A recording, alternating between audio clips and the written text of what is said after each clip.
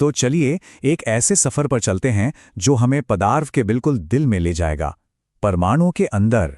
ये कहानी है कुछ शानदार दिमागों की, जिन्होंने एक दूसरे के काम को आगे बढ़ाते हुए हमारे ब्रह्मांड के सबसे गहरे राज खोले। सदियों से एक सवाल वैज्ञानिकों के मन में घूमता रहा कि अगर हम किसी भी चीज को तोड़ते जाएं और तोड़ते जाएं, तो आखिर में वो सबसे छोटा कण कैसा दिखेगा।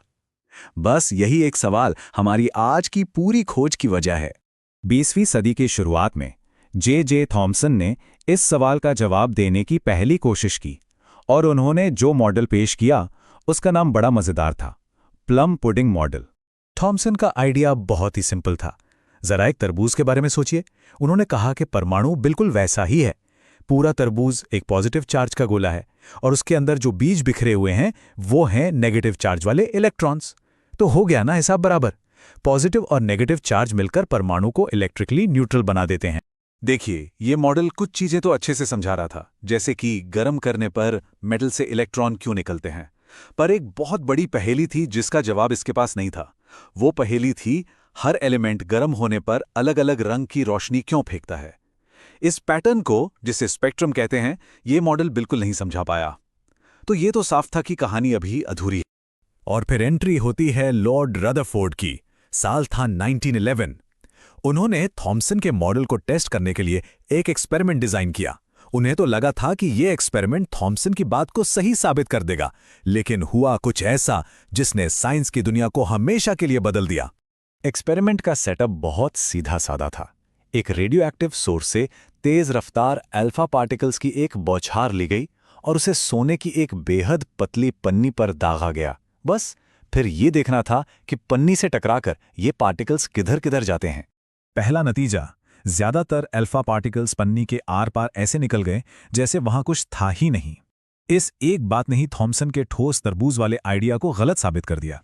इसका मतलब तो साफ था, परमाणु का ज्यादातर हिस्सा एकदम खाली है, खोखला। लेकिन कुछ पार्टिकल्स के साथ अजीब हुआ। वो बड़े बड़े एंगल पर मुड़ गए। अब अल्फा पार्टिकल्स खुद पॉजिटिव होते हैं, तो इसका एक ही मतलब हो सकता था कि परमाणु के अंदर कोई बहुत ताकतवर पॉजिटिव चार्ज वाली चीज है जो उन्हें धक्का देकर दूर फेंक रही है। और अब आता है सबसे हैरान करने वाला हिस्सा।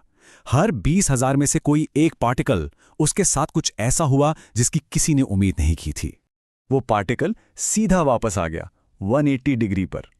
सोचकर देखिए, ये तो ऐसा था मानो आपने एक पतले से टिश्यू पेपर पर तोप का गोला चलाया और वो गोला वापस आप ही की तरफ लौट आया। नामुमकिन सा लगता है ना। तो इससे एक अविश्वसनीय घटना से एक क्रांतिकारी नतीजा निकला। परमाणु का सारा पॉजिटिव चार्ज और लगभग पूरा का पूरा वजन उसके सेंटर में एक बहुत ही छोटी सी और बेहद ठोस जगह में बंद है, और इस सेंटर को नाम दिया गया न्यूक्लियस, यानी नाभिक। रदरफोर्ड का मॉडल कमाल था, पर इसमें भी एक बड़ी प्रॉब्लम थी। क्लासिकल फिजिक्स के हिसाब से न्यूक्लियस के चारों ओर घूमते हुए इलेक्ट्रॉन को अपनी एनर्जी खो देनी चाहिए और गोल गोल घूमते हुए न्यूक्लियस में समा जाना चाहिए, पर ऐसा तो होता नहीं। इस पहेली को सुलझाने के लिए 1913 में आए नील्स बोहर, और वो अपने साथ लाए क्वांटम थ्योरी के बिल्कुल नए और अजीब नियम।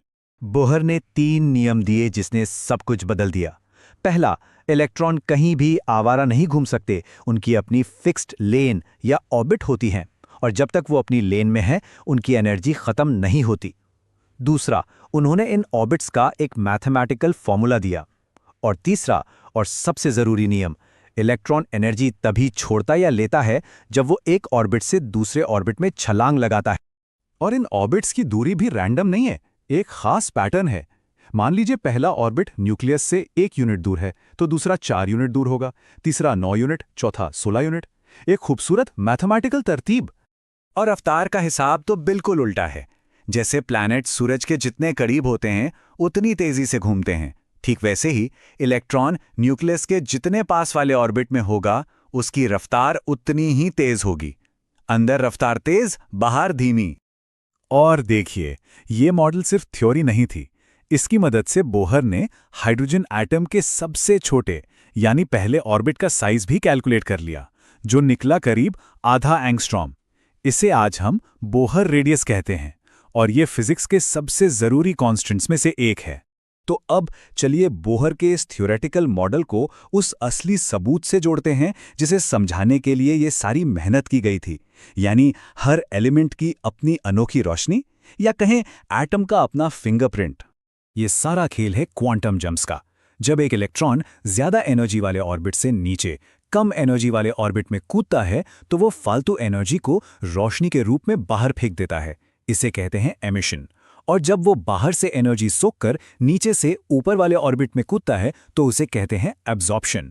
और इस कूद फान से निकलने वाली रोशनी का रंग क्या होगा, उसकी वेवलेंथ क्या होगी, इसे पता लगाने की एक मास्टर की है रिडबर्ग फॉर्मूला।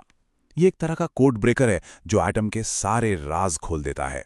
और कमाल तो देखिए, बोहर के मॉडल ने हाइड्रोजन से निकलने वाली रोशनी के पैटर्न को एकदम परफेक्टली समझा दिया। जब इलेक्ट्रॉन किसी भी ऑर्बिट से कूदकर पहले ऑर्बिट में गिरते हैं तो अल्ट्रावायलेट लाइट निकलती है। जब दूसरे में गिरते हैं तो वो लाइट निकलती है जिसे हम देख सकते हैं।